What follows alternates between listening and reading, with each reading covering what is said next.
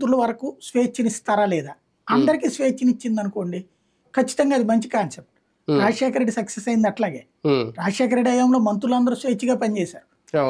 ఆ స్వేచ్ఛగా పనిచేసిన మంత్రులు ఇచ్చే ప్రతిపాదనలు అవి కేబినెట్ లోకి రావడం ఇదంతా కూడా జరిగినాయి. ఫలితంగా రాజశేఖర రెడ్డి రెండోసారి కూడా గెలిచాడు.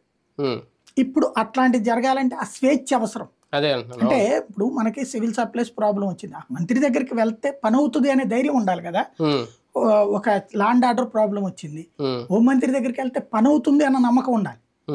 వాళ్ళ దగ్గరికి అసలు కలవనీయరు, వాళ్ళు అసలు మాట్లాడరు. కానీ ప్రాంతీయ పార్టీల్లో రాజకీయ నాయకులకే చాలా కాంట్రాక్ట్లు ఇచ్చి, రాజకీయ నాయకులు ఇప్పుడు సివిల్ సప్లైస్ లో కానీ రేషన్ డిపోల్లో కానీ వీళ్ళే ఉన్నప్పుడు నిజంగా స్వేచ్ఛ ఇచ్చి ఒక ఆ మంత్రితో పరిపాలన చేయిద్దామంటే ప్రాక్టికల్ గా వర్కౌట్ అవుతుందా?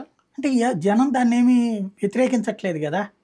ఇప్పుడు ఇంతకుముందు తెలుగుదేశం వాళ్ళకే కాంట్రాక్ట్లు ఇచ్చారు, అప్పుడు మళ్ళీ ఇప్పుడు తెలుగుదేశం మళ్ళీ ఎన్నుకోలేదా?